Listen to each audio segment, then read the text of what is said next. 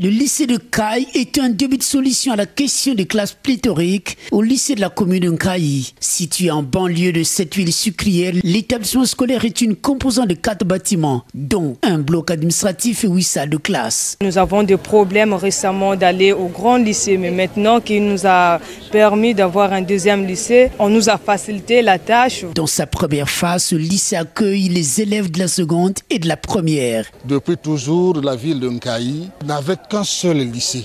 Et donc, pour désengorger ce grand lycée de Nkayi, le gouvernement de la République a pensé construire un deuxième lycée.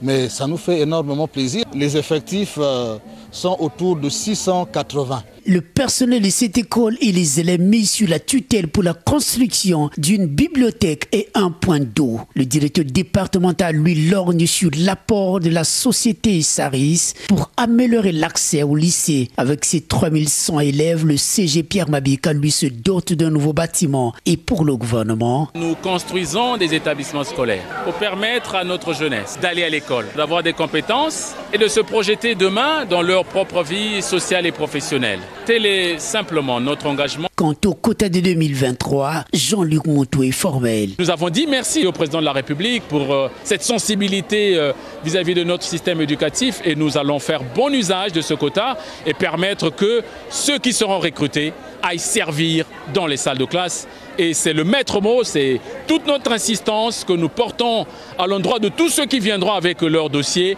parce que, en retour, ils auront la craie pour aller servir dans les salles de classe. Pour Jean-Luc Montou, la répartition entre les finalistes et les enseignants communautaires doit être respectée.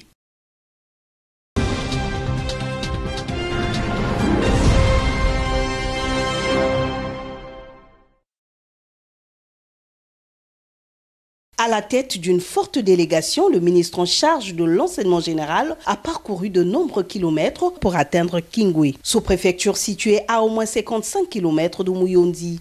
Au CG Pascal Sibali, c'est la liesse et les mots se succèdent pour présenter quelques difficultés des établissements scolaires de Kingwe, mais aussi saluer l'action gouvernementale en faveur de la jeunesse. Monsieur le ministre, je salue les efforts du gouvernement sur le financement du fonctionnement des établissements scolaires publics pour soulager tant soit peu les souffrances des populations en difficulté. Des propos qui ne tranchent pas avec l'annonce que fera par la suite le ministre Jean-Luc Moutou. L'ouverture dès le 2e trimestre du lycée d'enseignement général de Kingwe, avec les classes de seconde. Il s'est simplement agi d'annoncer l'ouverture prochaine en janvier 2024 du lycée de Kingwe et poursuivre cet effort de maillage de notre territoire en infrastructure scolaire pour permettre aux élèves de Kingwe et pas seulement et des localités environnantes, ces enfants-là qui se rendaient annuellement à Mouyondi, de faire l'économie des kilomètres qu'ils parcouraient, d'avoir désormais leur lycée ici in situ à Kingwe. Une lueur d'espoir pour la population de Kingwe et des environs. On a beaucoup attendu le lycée là, parce qu'il y a des autres qui n'arrivent pas à faire fonctionner les enfants. Dès qu'il y a le BPC, les enfants sont arrêtés. Or, l'école, ça ne s'arrête pas au BPC, ça va continuer. Maintenant, pour nous aujourd'hui là, je crois que les enfants doivent avoir le bac ici. Et à Mouyondi, il faut louer la maison. Vous voyez, ça coûte trop cher. Appuyant cette politique gouvernementale, des propriétaires terriens ont octroyé au MEPSA un site de 16 000 m² devant abriter le cycle complet du lycée, à quelques encablures de Kingwe.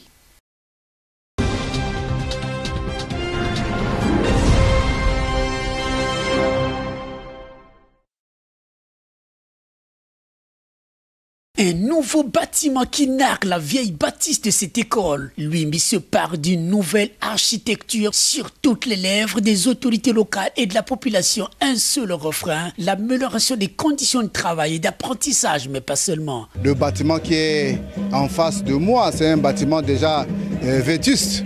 Donc avec ce que le ministre Mabundu vient de faire, en tout cas ce n'est qu'un sentiment de joie. Nous étions ici à l'école de Louimbi, dans une difficulté énorme. De ce pas, nous sommes très contents. Cette voie de 4 salles de classe vantée par les habitants du quartier Lumbi est l'œuvre de Macar Nzomono et du député de Mfouati. Parmi vous là, il y a des députés, il y a des sénateurs. Croyez-le les enfants, mais c'est l'école. Il n'y a que l'école qui peut vous permettre de grandir. Donc on a mis à votre disposition un outil. Un message adressé à environ 600 élèves que compte l'établissement scolaire. À Mfouati, Rigobert Mabundu s'est également associé au préfet de la Bouenza et à Macar Nzomono pour un plaidoyer auprès de la société Soremi afin de réhabiliter l'école primaire de Mfouati abandonnée. Un ancien élève se souvient encore. J'ai fait tout mon cycle secondaire ici. Nous sommes en 76 jusqu'en 80. Ce bâtiment était un bâtiment abandonné. Et grâce aux efforts des élus, voilà le bâtiment qui a été réhabilité et c'est une grande joie pour nous en tant qu'ancien élève. Poursuivre les constructions et les réhabilitations avec les partenaires, le besoin est réel. Il s'agit de rendre visible la politique du chef de l'État en matière de prise en charge de la jeunesse scolarisée de notre pays, de mailler davantage l'ensemble du territoire national en infrastructures scolaires de qualité pour permettre à notre jeunesse d'aller à l'école. Et nous sommes tous redevables de notre système éducatif. Être dans des positions sociales, professionnelles qui sont les nôtres aujourd'hui et qui sont évidemment redevables de notre système éducatif peuvent participer et accompagner cette jeunesse pour qu'elle aussi puisse saisir toutes les opportunités qui se terrent à l'intérieur de l'école et pour que cette jeunesse, à son tour, contribue aussi au développement de notre pays. Côté de 2023, prise en charge des enseignants communautaires, des questions largement abordées avec les enseignants peu avant la visite de Jean-Luc Montou à la direction départementale de l'enseignement de la Bouenza.